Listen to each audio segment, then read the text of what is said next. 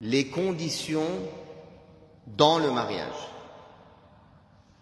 Les conditions dans le mariage ou bien les clauses du contrat de mariage. C'est-à-dire, c'est des conditions supplémentaires que viennent ajouter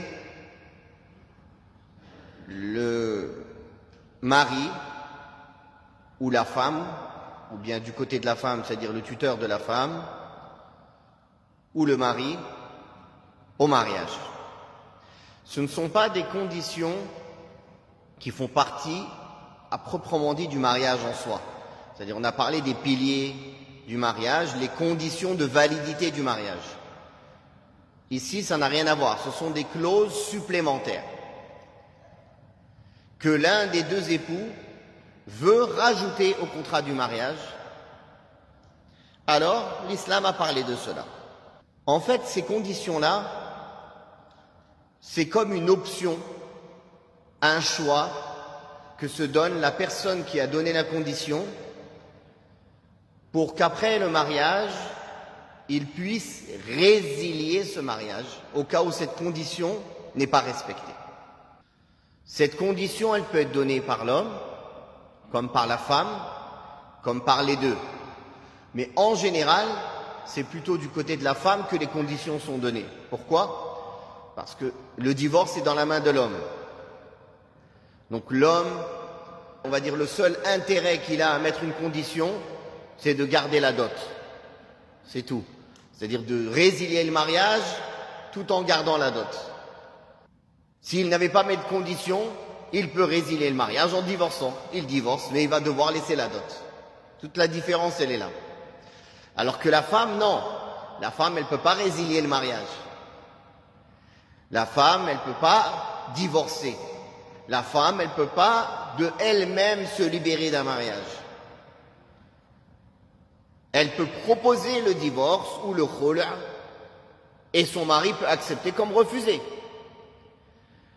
Et si le mari n'accepte pas, la seule solution qui lui restera, c'est de se tourner vers un juge qui juge selon les lois islamiques, qui va écouter ses arguments, et s'il voit qu'elle est en droit de demander le divorce ou l'annulation du mariage ou le khul', c'est-à-dire le fait qu'elle se libère de ce mariage en contrepartie d'une compensation financière, c'est ça le khul'.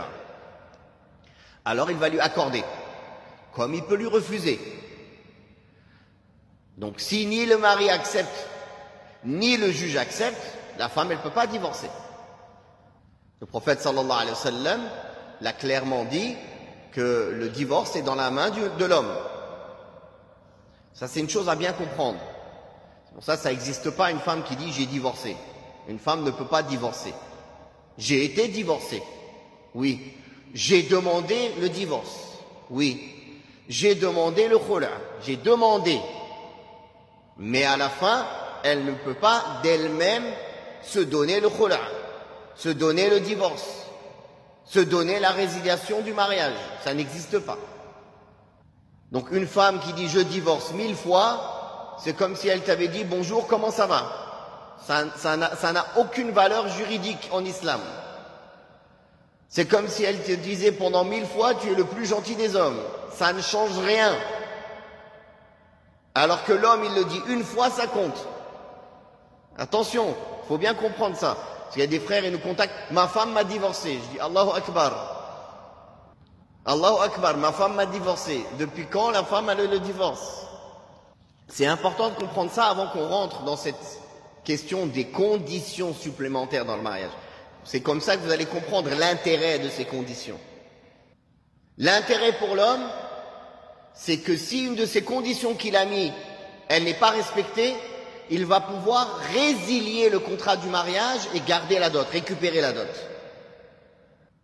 L'intérêt pour la femme, c'est que si la condition qui a été donnée, elle n'est pas respectée par l'homme, elle va pouvoir demander à résilier le mariage directement.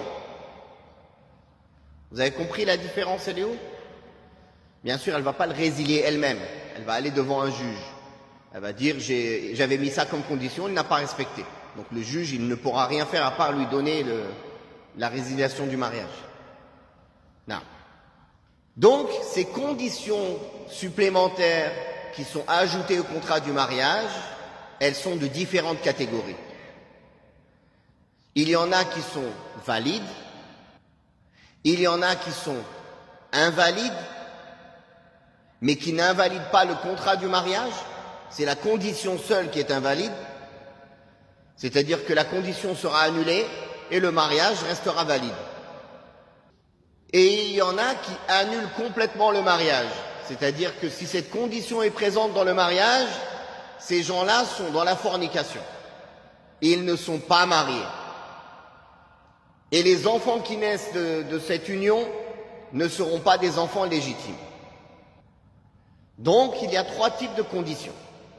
Des conditions valides, acceptables, des conditions invalides, mais qui n'annulent pas le contrat de mariage, et des conditions invalides, mais qui sont contraires à l'essence même du mariage, donc qui annulent le contrat du mariage, qui ne rendent pas ce mariage valide.